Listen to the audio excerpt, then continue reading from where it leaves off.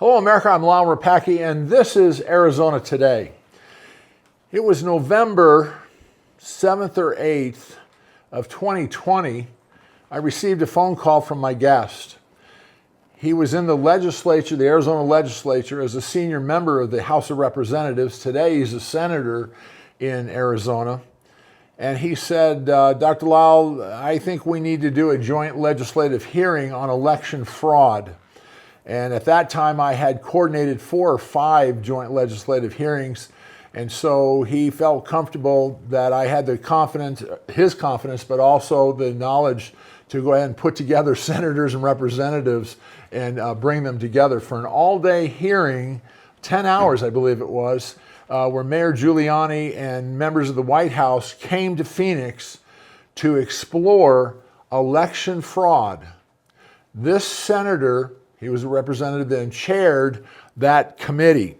He had brought forward at that time evidence, not opinion, evidence. Through the 10-hour hearing, and then in the days and weeks to come, as you're about to hear, additional evidence. I keep focusing on that because what you're going to hear is what President Trump just came out and announced the other day, that he now believes there's sufficient evidence that a special prosecutor needs to be named and to look into the election fraud of 2020 and 2022.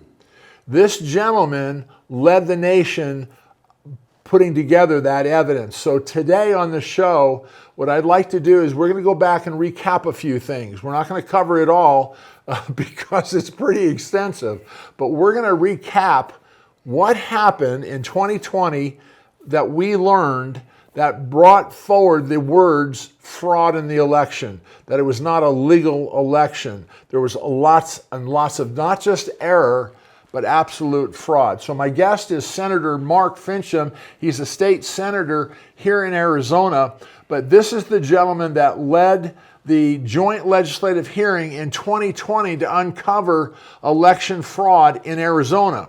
And then it was not even quite a year later, 9 months, that he also co-chaired another joint legislative hearing in Oro Valley, south of Phoenix, because additional evidence came forward to prove the initial evidence that we'd already submitted, but additional evidence came in. And this gentleman, along with Senator Borelli at the time, put together a joint legislative hearing, which again, I was honored to coordinate, and we uncovered phenomenal amounts of evidence. And I don't want to steal from you, but nothing was done. And we're going to talk about that also. It was covered up or pretended to be non-significant. So Senator Mark Finchem, State Senator Arizona Mark Finchem, is my guest. He co-chaired both of those legislative hearings that began to uncover the election fraud in at least 5 states, 6 states, if not further. So Senator, thank you for joining us, and thank you for 5 years ago beginning the process to uncover what President Trump just announced 2 days ago, that there's enough evidence, not opinion, that now a special prosecutor needs to be called to look into this.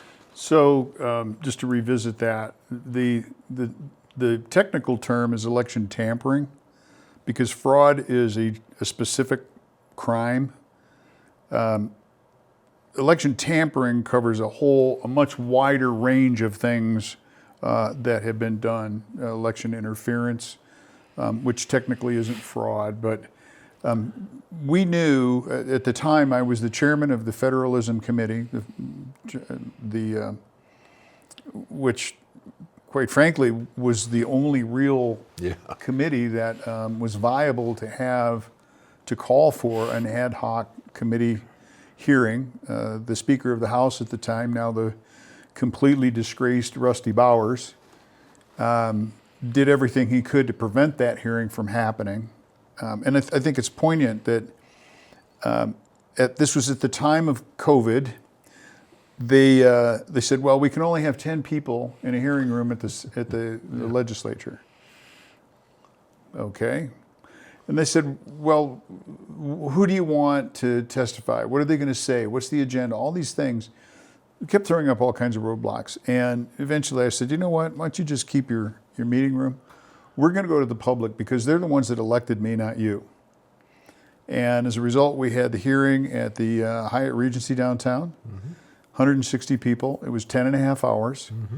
And I would push back a little bit on nothing happened. So a great deal of evidence, including Colonel Phil Waldron's analysis of internet traffic having to do with some of the things that now have been revealed to be true. The media did everything it could to assist the federal apparatus in covering up frankly, the crimes that were revealed.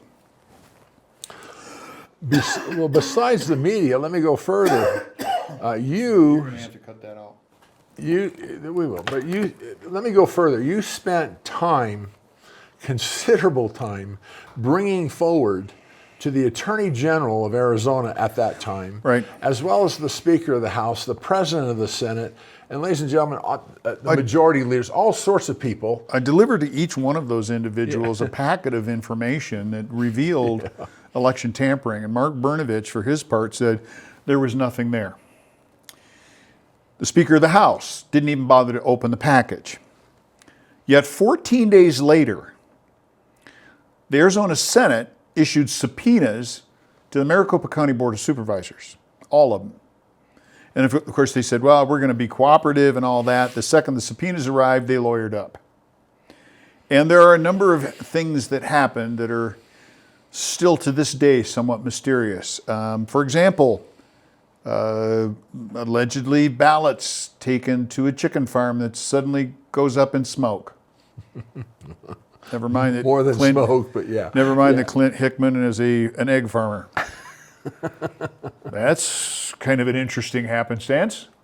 And then, of course, we have Stephen Richer, who arrives on the scene, who did everything he could to get elected as a conservative, and then turns around and does everything he could to tamper with elections. As a recorder. As a recorder. So, yes, I'm encouraged that, and part of the reason that nothing happened is because under the Biden regime, you had a Department of Justice that was more interested in persecuting parents for standing up for their kids at school board meetings than actually looking at crimes. You have individuals who decided they thought it'd be funny to do a full battle rattle search warrant at Mar-a-Lago and assault. Never before has that happened, by the way. Right. Assault a past president's residence. So it became very clear that we did not have a judicial environment that anything could be done. There's a new sheriff in town, and I'm not talking about Jerry Sheridan in Maricopa County. I'm talking about one Donald J. Trump, who loves this country more than he loves himself. And I know that for a fact. That man took a bullet for the American people, and his commitment to justice is steadfast.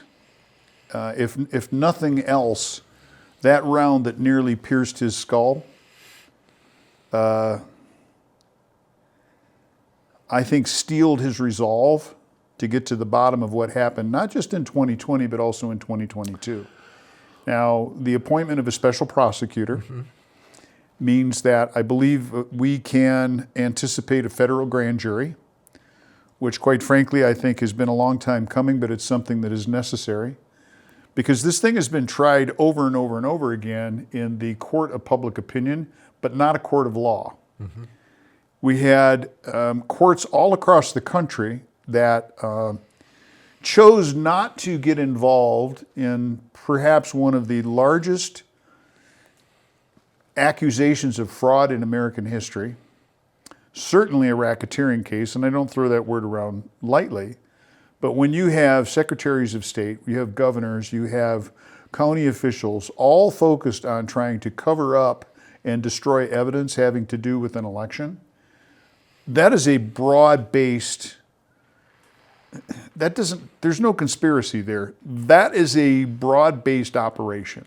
Well, you used the word tampering. Can you just very quickly put out three, I'll make it easy on you, 3 examples of the tampering that we uncovered. There was more than 3. There was, believe me. But real quickly, So 3. so one thing that is has always been very strange to me. Within literally in less than a day, Christopher Krebs, who was the director of CISA, cybersecurity organization for the federal government, came out and said there was no interference electronically with our elections. I'm laughing because there's evidence. Time out. Based on what? Yeah. Typically, a federal official will not speak until they have evidence that either supports or evidence in the opposition opposes a contention that they're trying to make. Then he leaves office and goes to work for an outfit that has been shown to be part of the election tampering organization. So go figure. Yes, the media is going to make a lot out of Chris Krebs was appointed by the president. Well, Stephen Richer was elected by the people and he did the same thing. So now we've got this situation where, one, Colonel Waldron was able to show internet traffic, in spite of the fact that there were all kinds of claims that the various election tabulation machines, they were air-gapped. There was no connection to the internet, okay? Air gap is a red herring. The only thing air gap means is that you didn't have a cord plugged in from a computer to the wall. That's right. Okay? It does not answer Wi-Fi access, Bluetooth access, burst modem access. All of this has been engineered into the motherboards manufactured by who? The Chinese Communist Party. That's right.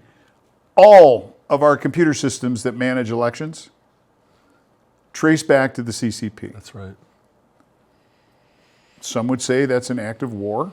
I'm not going to go there, but it certainly is intriguing to show the evidence that Colonel Waldron had that we absolutely had been penetrated by external forces within the machines that were tabulating our votes. That's issue number one. Issue number two, a log file error that not only showed up in Maricopa County on the tabulation equipment in 2020, but the same error showed up in 2022. Right. Same error. Now, it's common knowledge by this point, perhaps one or two of your viewers don't know, but when logging into the computers, there's a first, on the login page, there's a folder that says passwords, keys. Open that, and it has what are called the God keys to open the back end of the tabulation software. What could possibly go wrong with that? Not once, but twice, there was a log error that showed an unexpected entry. Now that was brought forward in the case that Carrie Lake and I filed with U.S. Supreme Court to show that the Maricopa County Board of Supervisors and election officials committed perjury. They lied to the court, and the court did nothing about it. Right. Supreme Court said, we're going to decline to hear this. Okay? I'm no fan of John Roberts, by the way. Justice Alito, that's another story. Justice Thomas, these are guys that really do believe in the rule of law. And the Constitution, yeah. And the Constitution. You know that funny little the piece document. of paper. Yeah. The third thing, we now have a whistleblower who has come forward, and I've seen a couple of different numbers from different sources. Anywhere from 300,000 to 700,000 ballots that were pre-printed and shoved into the system in the 2022 election. Now keep in mind, Carrie Lake lost by what, 10,000 votes? I allegedly lost by 120,000 votes. Amedee lost by 200. 200 votes, yeah. With 6,000 provisional ballots that were never counted That's right.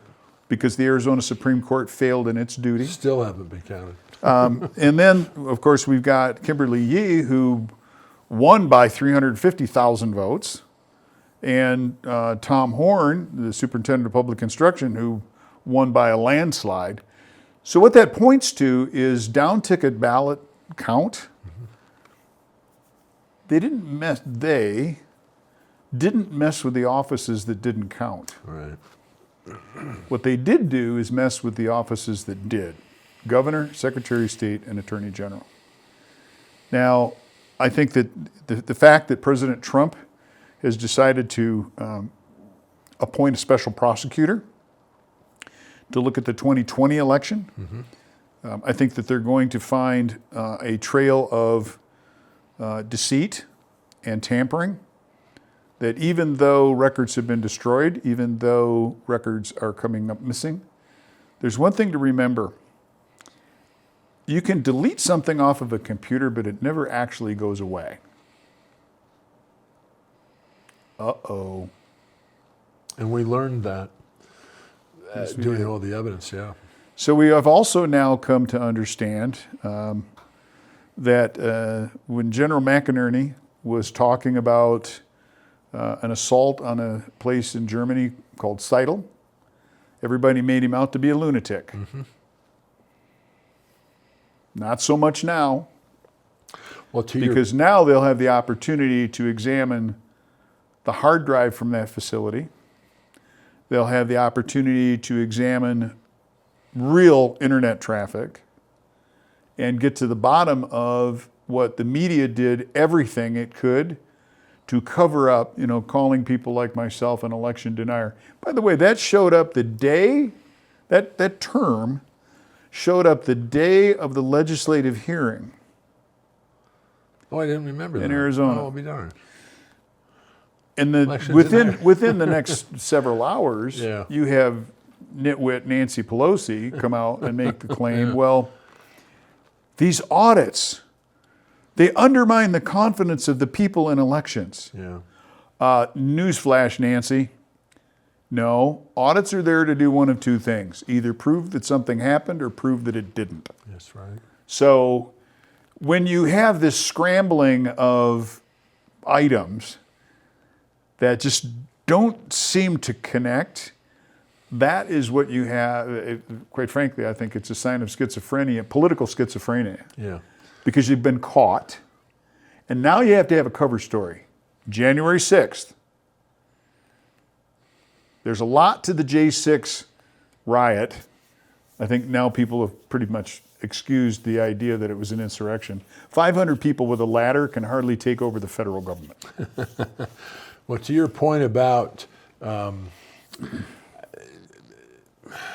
leadership of at least Arizona at the time not wanting to even contemplate this was fascinating, but startling. The Governor Ducey was in at that time, Branovich. They didn't want to have anything to do with this. Bowers wanted nothing to do. In fact, all of these people and others. They were ridiculing me for even doing it. Well, and they did what they could within their range to stop it all.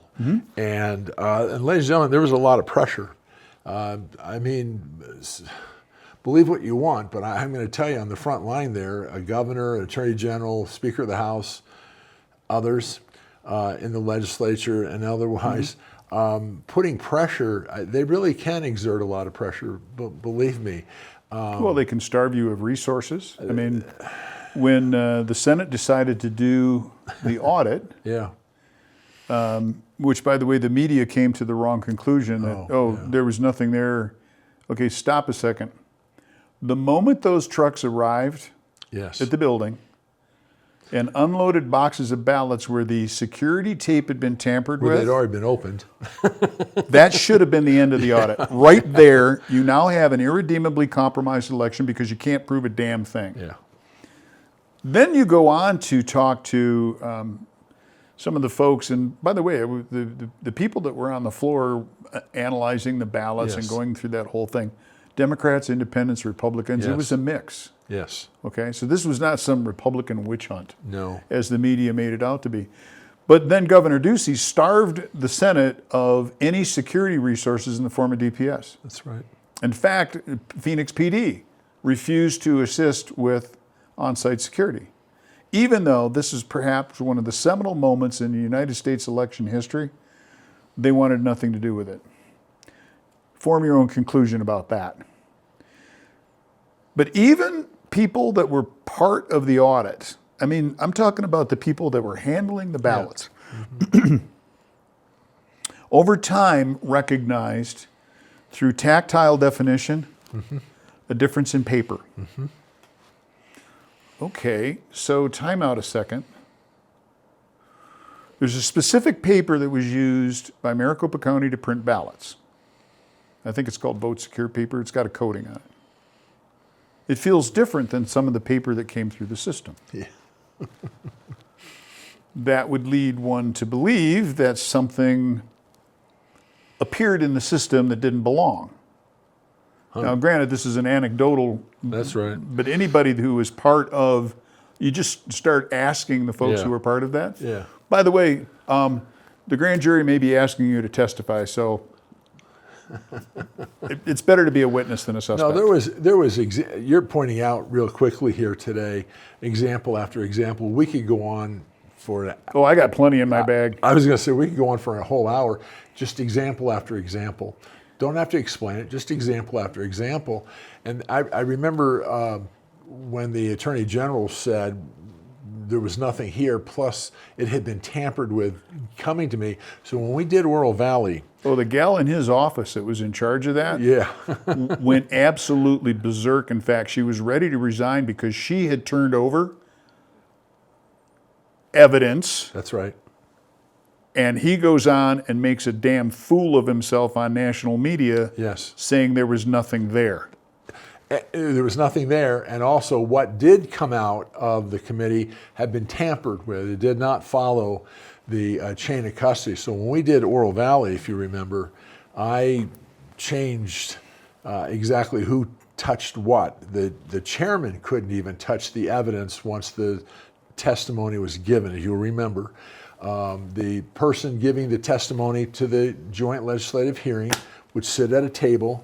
I had security right there. When they were finished and excused by the chairman, their documents and evidence and exhibits were packaged right there with the person testifying, and they were seized by security, law enforcement, and then marched out and put into an evidence box and all that. I won't get into it, but we made darn certain that nobody, including the chairman, nobody touched the evidence.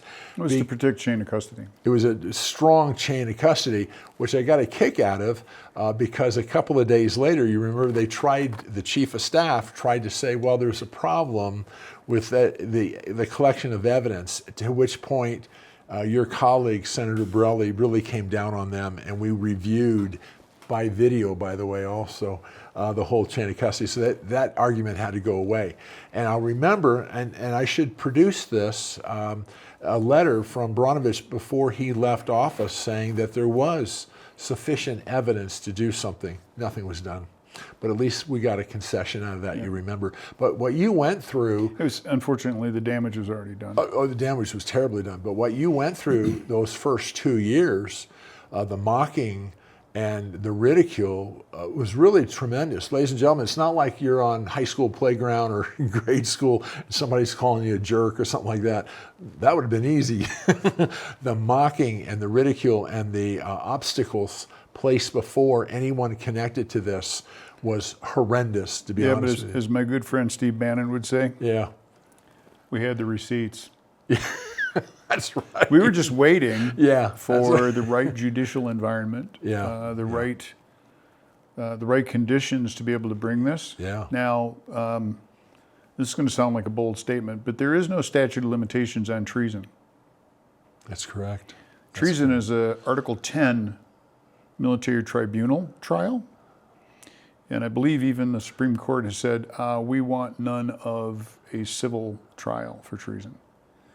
So with the president's appointment of a special prosecutor for this, and with the full weight of the federal government, I don't think people are just now coming to an understanding of the scope and weight that the federal government can bring to bear on an investigation after living through perhaps the most corrupt Justice Department in the history of the nation under Merrick Garland. Thank God that man was not on the Supreme Court panel.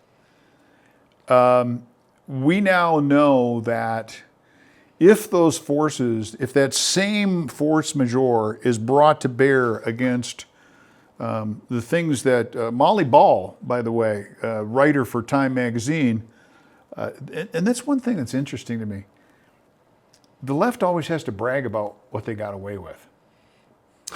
I hadn't thought of that. Okay, so hold on a second. We have extradition treaties all over the world. Yeah. So it's not like you can run away. And we have teams that are able to take you into custody in those countries and bring you back for a trial, especially for something so serious as treason. So, one of the other things that has come to light over the last several years is the money laundering conduit. Since the hearing that we had in 2020, we stood up the Election Fairness Institute, which I'm the executive director at. Captain Seth Keschel is on our board of directors. Seth has done a remarkable job in mapping, I think, about a third of counties, U.S. counties, yeah. showing where likely voter registration fraud, I'm not voter fraud, voter registration fraud has been epidemic, especially in swing states. Now, we've got to look at this in a number of other states, and through some work that we've done with Dr. Jerome Corsi and Dr. Andy Paquette, the Election Fairness Institute sponsored some of that here in Arizona. We found 250,000 cloned voter registration entities in the last election. 250,000 people that don't exist. No. Yet there's a voter registration in their name. So these are the kinds of things that we've been looking at with the Election Fairness Institute, where I'm the executive director. By the way, we're a 501c3. If people would like to see what we do, goefi.org is a great place to get more information and make a donation if you want.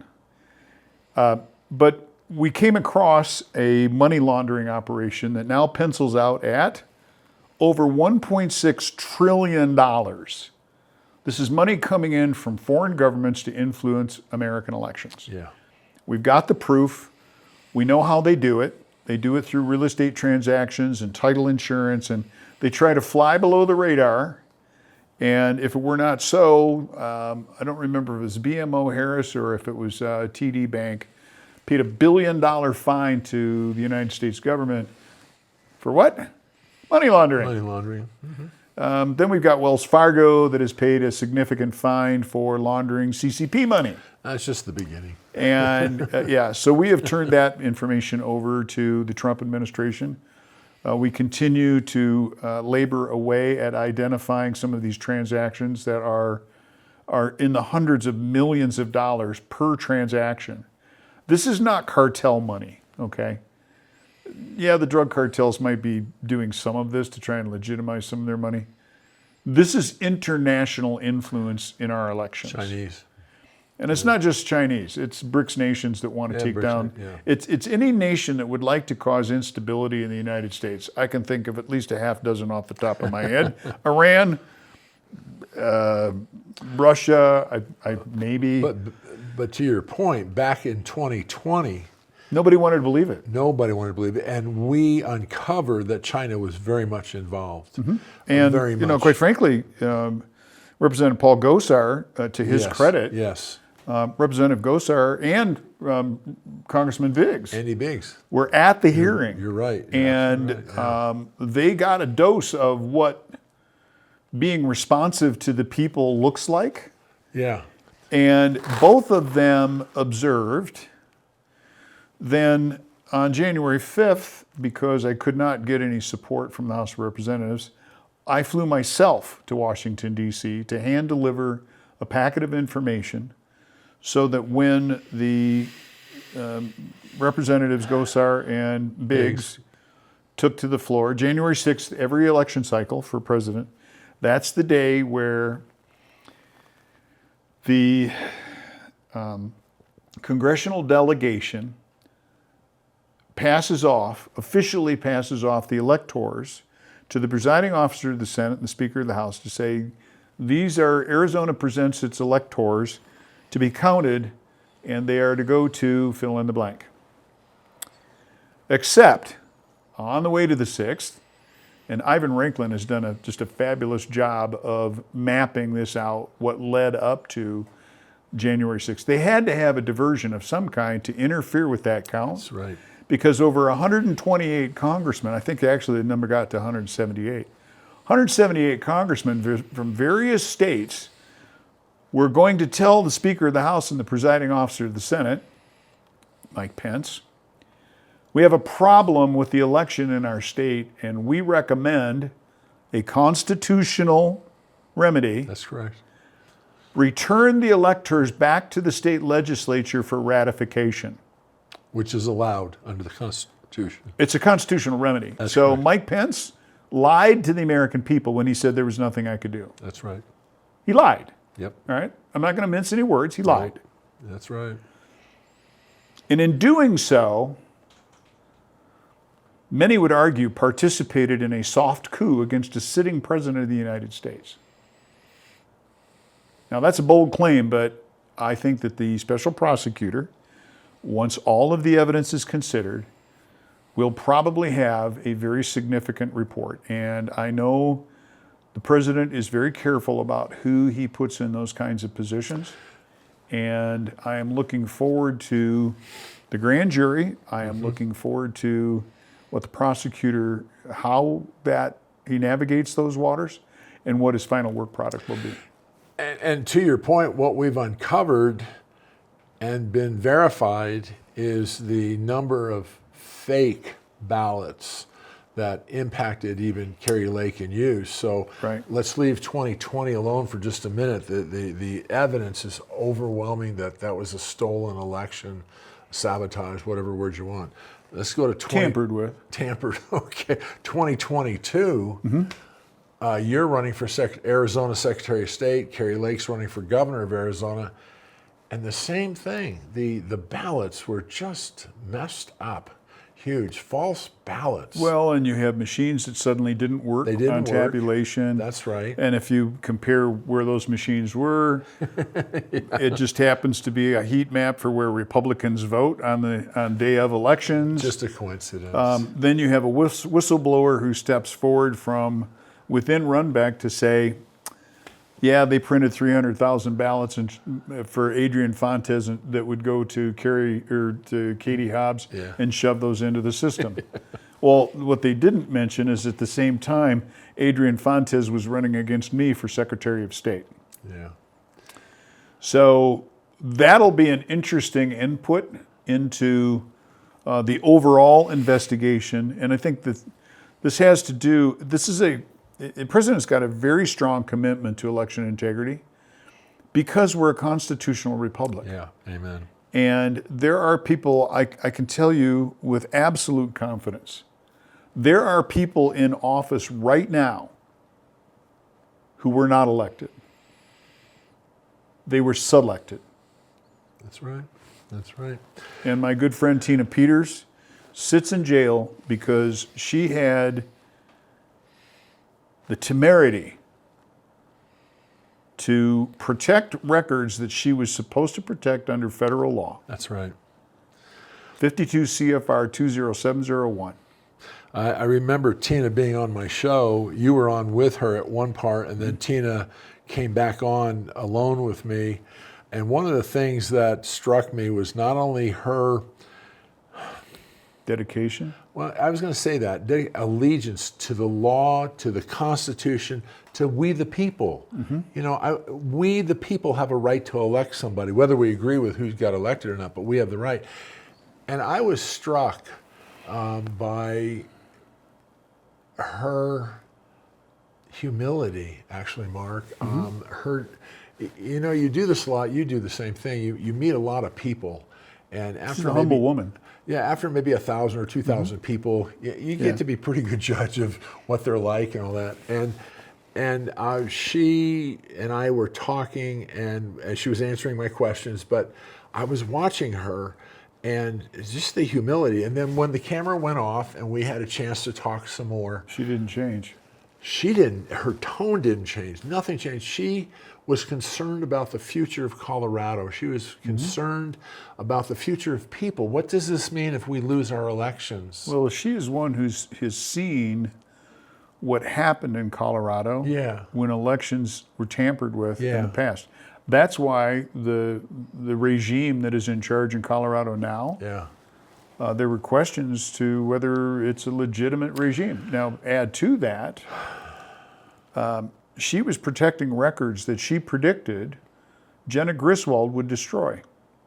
And that's exactly what Jenna Griswold did. What happened? So think about this for a moment. I believe it, and I was present for part of Tina's trial. If I remember the number correctly, it's like 52,000 files just in Mesa County, which is a small rural county in Colorado, were obliterated. That's Grand Junction, Colorado. Gone. Those records were obliterated by a trusted build deployment of Dominion software to computers all across Colorado. Under 52 CFR 20701, remember that law. It is the requirement for an official who's in charge of elections to protect and secure election records for a minimum of 22 months post-election. That's right. Within months, Jenna Griswold said, we're going to do this trusted build. Don't worry, everything's going to be fine. We're going to back up the records. We'll protect the records, yada, yada, yada. She lied. Jenna Griswold lied. Just Mesa County, 52,000 records. That means 52,000 separate instances of a federal crime. Destruction of election records. 1-year prison term. 52,000 years. Nothing. Nothing. But, oh, wait, there's more. It happened in all 62 counties in Colorado. Yeah. We are talking about hundreds of millions of records. And because all of the recorders in Colorado realized that they now were in trouble because they failed to do what Tina did, that's right, and that is protect those records. They realized that they were now in jeopardy, and what did they do? En masse came against Tina because she had dared to protect the records that she knew would be destroyed. Yeah, she's a good So lady. in Tina's case, there's now a writ of habeas corpus. I know you probably didn't want to go there, but I want to. She's a Gold Star mom, and she's rotting away in jail. Yes, she is. And there is an effort, a legal battle right now that she was improperly prosecuted, that the state prosecuted a federal crime, and now we'll see if the federal courts will extract her from that. And I do hope that the special prosecutor closely examines Colorado and takes action against the elections officials in that state for, once again, tampering with elections. And some of the criminal offenses that they engaged in. Because I think that there's an opportunity for us to clean this thing up. I think President Trump is the guy to get it done. Yeah, and ladies and gentlemen, I think when the prosecutor comes on board and this really begins in earnest and the reports begin to come out, I think you know a lot now. It's been 4 or 5 years, so a lot's come out publicly, but I think you're going to be surprised at the sophistication of all of this. Satellites were involved. A rehearsal was done a year before the election. I won't get into that right now, but a rehearsal was done. We have the evidence to that and where it was done. And don't you think it's also very interesting that bathrooms plugged up at 1 o'clock in the morning in 6 different states, and water hoses broke in 6 different states? Yeah, it was all cover story. Yeah, all about the same time. Yeah. In 6 states, toilets backed up, and I'm being a little facetious there. But this was all very well planned to shut down, to get rid of the people out of the electoral facilities. The observers. Yeah, the observers, and to shut down the machines, because we don't want to fire because the toilet's backed up and everything. But then when we turn the machines back on 4 or 5 hours later, oh my gosh, Mark, you've lost by 100,000 votes or something like that. Funny how that works. Yeah, it just really, and I believe what's going to happen, ladies and gentlemen, the evidence is going to come out, not again opinion, not political, the evidence. So I wanted to take this moment with a senator who really led this battle 5 years ago, 2020, started this battle, and oh my gosh, the mocking that went on. That anybody connected to this, and even when we did the forensic audit at the Coliseum with Doug Logan, the mocking, the ridicule by elected officials, as well as by very main groups across this nation, it was pretty tense, pretty uncomfortable. So I wanted to take this moment and discuss it with a gentleman who arguably began all of this 5 years ago, and now President Trump is coming forward to really address, and I pray like you do, that he really gets a prosecutor that will really uncover all of this, and it will unfold. And I'm hopeful that we already know that the information that we have handed off to Attorney General Pam Bondi and Director Patel on 2 different research projects that the Election Fairness Institute performed. One has to do with voter registration cloning. We know that there's at least one FBI field office that is now working that. The other has to do with money laundering, and that has there's a nexus to Act Blue, Arabella Advisors, the entire machine that was constructed by the Obama administration. That's right. For money laundering. That's right. And to move money into some of the lowest level races, by the way. We're talking about town councils, county boards of supervisors. That's correct. Because I think they came to realize that that's where action actually takes place, not in Washington, D.C. We have over 3,000 counties, parishes, and county equivalents in the United States. Yeah. And they were quite careful about the counties they selected. When I say they, I'm going to call them the election gangsters. They knew that they only had to be precise in 6 or 7 counties around the country. That's right. And that would change things. Yep. Well, thank you. Ladies and gentlemen, we'll cover this some more. Again, because the president just came out with this the other day, a couple of days ago, and because Arizona led the charge on this, and that's true. We're not taking anything away from the other 5, 6 states that were involved, but because Senator Finchem led this charge back in November of 2020, it's been a long 5 years, but now we're beginning to maybe see some really positive results. So thank you, Senator, for My 5 pleasure. years ago. And then thank you for coming on and allowing us to discuss this, even just briefly today. But we'll bring you more up to date on that. I'm FinchemRapacki, and that's how I see things from Arizona today.